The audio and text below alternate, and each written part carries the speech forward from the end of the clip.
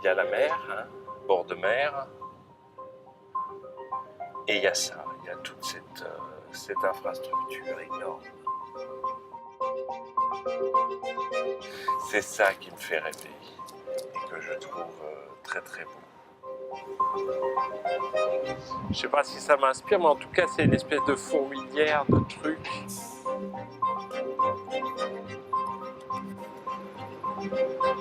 Puis c'est gigantesque. C'est démesuré. Ces grandes caisses, là, on ne sait pas ce qu'il y a dedans. Je me suis retrouvé au conservatoire maritime du Havre parce qu'il me fallait une paire d'avirons, enfin une paire de rames. Du coup, tu rentres dans un lieu, tu dis bonjour, voilà, je fais du théâtre. Il me faudrait une paire de rames. Ah bon, pourquoi? Parce que mon personnage, il a une chaise longue et il se l'est transformé en rameur d'appartement.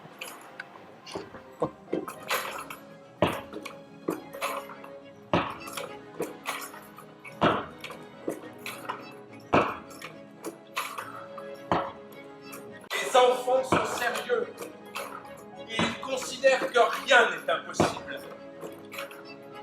10 échecs ne les persuadent pas que la 11e fois, ils ne réussiront pas à vous précipiter dans l'eau. Pire, ils ne savent même pas qu'ils n'ont pas réussi les 10 fois précédentes. Ma prof de théâtre, ça c'est une vieille histoire, me disait « Mais Durus, vous vous rendez compte, vous voulez être acteur, quelle prétention, vous voulez sortir de la foule. Alors voilà, Madame Dunoyer, je sors de la foule. »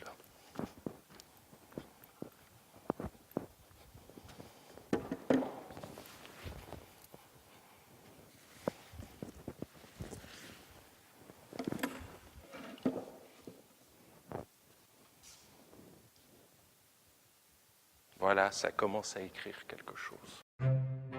Leurs lèvres se mangent et dans sa tête à elle, la renarde danse avec des diamants du Niger, quelque part en Alaska dans une usine chinoise.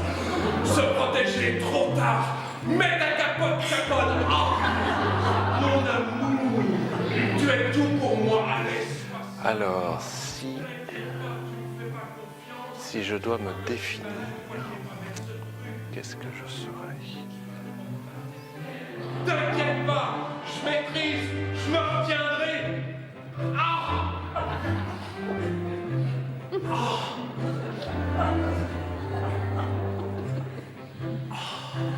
Puisque mon métier c'est le théâtre, c'est la matière théâtre, j'ai l'impression que je la prends de plus en plus et j'en fais de la cuisine, quoi. Voilà, je prends des éléments de cuisine et je tente des choses.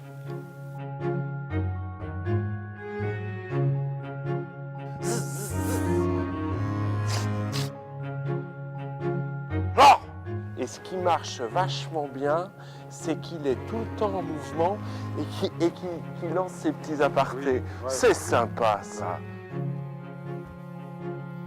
Au revoir, monsieur. C'est d'abord un choix d'acteur, c'est-à-dire que l'envie, elle vient d'un texte, après arrive le décor, après arrive le costume, et puis je réfléchis le spectacle par rapport à ce qui va se passer entre les personnages.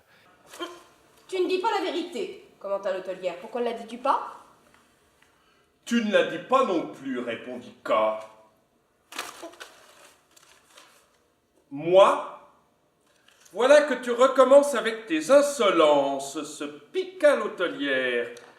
Et quand bien même je ne dirais pas la vérité, Ai-je à t'en rendre compte et en quoi ne la dis-je pas, cette vérité? Tu n'es pas une simple hôtelière, comme tu le prétends. Et là où je suis un metteur en scène acteur, c'est que la forme ne m'intéresse absolument pas. Je ne suis pas dans une esthétique. Voilà, je suis dans ce qui se passe entre les personnages sur scène, dans l'énergie qui va lier les acteurs ou les faire se frotter. Il y a une nouvelle génération, plusieurs nouvelles générations d'artistes qui ne se posent plus non plus la question ni de remonter simplement du répertoire, pour autant que ce puisse être simple, ni d'écrire de nouvelles formes, mais qui sont un petit peu, là encore, dans un mélange de tout cela. Et c'est un petit peu au spectacle vivant ce que sont les auteurs, compositeurs, interprètes à la chanson. Et Yvan Duruz, la première fois que je le vois, qu'il me raconte son histoire avec Alain Mignanti, son histoire avec le Volcan, son histoire avec Le Havre, et qu'il me raconte ce qu'il a en tête, je me rends compte qu'il est lui-même dans toutes ces interrogations, il est lui-même dans ce rapport à la modernité. Et il y a un endroit qui me paraît extrêmement singulier et qui m'intéresse tout de suite, qui est, oui, j'ai envie de monter Kafka, mais je n'ai pas envie de monter une pièce de Kafka. Oui, je suis très intéressé par différents grands auteurs ou dramaturges, mais pas forcément pour me poser la question de la vision qui est la mienne après toutes celles des autres de ces grands auteurs et de ces grandes œuvres. Mais j'ai envie de voir le Kafka qui est derrière Kafka. J'ai envie finalement de monter La peur des coups de Courteline, mais en me posant la question de finalement qu'est-ce que ça raconte. Et de la même façon, l'idée de monter un Dario Fo peu joué, peu connu, dans un cadre tout à fait étonnant qui est celui d'un lycée, voilà un ensemble d'éléments qui dès le début m'intéressent et sur lequel je me dis, oui, là, il y a un rapport qui peut se construire, qui peut s'inventer entre un projet artistique d'un comédien qui a envie de devenir metteur en scène et de l'autre côté, d'une grande scène nationale qui a envie d'être en phase à la fois avec son époque, mais aussi avec son territoire.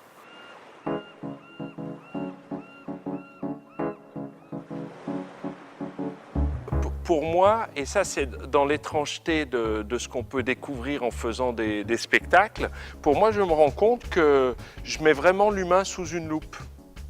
Je ne suis pas le premier à le faire, hein. J'invente rien du tout, mais où je suis surpris, c'est que tout d'un coup, c'est ça qui m'intéresse. Et je pense que c'est lié, pour beaucoup, au fait de m'être retrouvé dans un tel volume. Regarde ce volume grandiose, on se croirait sur un bateau, et c'est un endroit où tu peux faire ce que tu veux. Je me serais posé dans une salle plus petite ou déjà pendrillonnée, j'aurais jamais ressenti ça. Tout d'un coup, c'est un univers.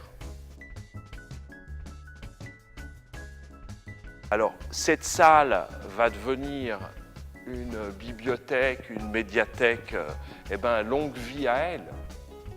Hein? Elle va s'ouvrir au soleil. Mais j'espère que l'écho de ce qu'elle a été ne sera pas perdu pour tout le monde.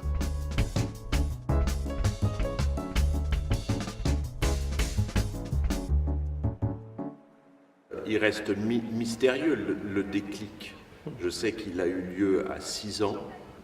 L'idée ne m'a pas quitté. J'ai eu un engagement 1 an après de ma sortie d'école avec la Comédie Française et que la Comédie Française sur ce coup-là est partie en tournée. Et on était passé par le Volcan, par la grande salle du Volcan et ils ont engagé 6 comédiens dont moi. Je pense que ce qui moi m'a poussé à être comédien, c'est le jeu. Effet secondaire possible, inflammation de la langue qui gonfle et se détache. Mais alors là, il peut avaler sa langue. Et maintenant, avec le travail que je fais depuis 4 ou 5 ans, autour de la littérature, autour de la lecture à voix haute, autour des textes, je me rends compte que l'intuition de cet enfant de 6 ans, elle était magnifique. parce que c'est les mots, parce que c'est les personnalités, aussi bien hommes que femmes bien sûr, des auteurs et tout ça. Et c'est une richesse folle. Et quand vous êtes acteur, vous donnez corps à ça.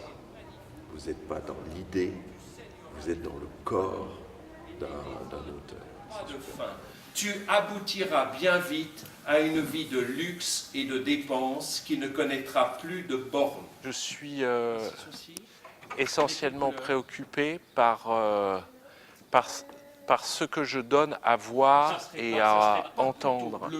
C'est-à-dire que très souvent, je me dis, mais qu'est-ce qu'ils vont voir, qu'est-ce qu'ils vont ressentir? Je me pose la question systématique du spectateur. Je me rends compte qu'en fait, je suis en train de casser cette séparation. Et que plus j'avance, plus je suis modeste, plus j'ai envie d'être proche des gens, essayer d'apporter des belles choses. C'est à 17h, c'est à la doublée. Non? Dans tout ce travail, que ce soit les lectures à voix haute, que ce soit les propositions que je peux faire avec le lecteur d'un jour, avec les frères Guillemet maintenant, il y a une part de littérature à chaque fois, il y a une part de texte appris par cœur, théâtre aussi, mais il y a une part d'improvisation et de réaction à ce qui se passe avec les gens très importante. Je sors l'acteur en costume et tout ça, je le sors des théâtres pour le mettre dans la rue, mais comme une espèce de personnage de BD. Ça devient un personnage de théâtre, mais c'est la rose pourpre du Caire de Woody Allen. C'est le mec qui sort de l'écran. C'est exactement ça. Le théâtre peut être tout petit et susurrer à l'oreille de quelqu'un. En un instant, toutes les baleinières étaient à l'eau, les voiles hissés. Mon école du metteur en scène, je les ai fait avec des jeunes. Prenez vraiment tout l'espace. Je pense que je suis un homme qui pense, mais qui devient curieux de plus en plus.